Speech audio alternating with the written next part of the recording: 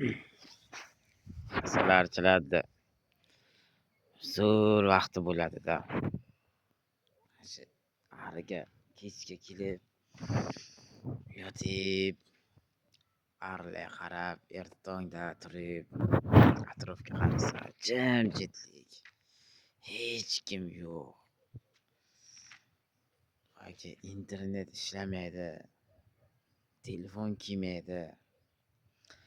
Yoki nima deydi, dunyodan uzilib qoladi odam.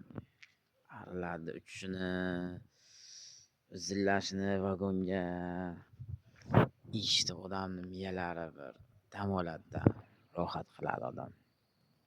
Unday quyosh chiqishini tomosha qilib, buni faqat asalarichilar tushunadi-da. Mazza. Asalar tinch, jimjitlik.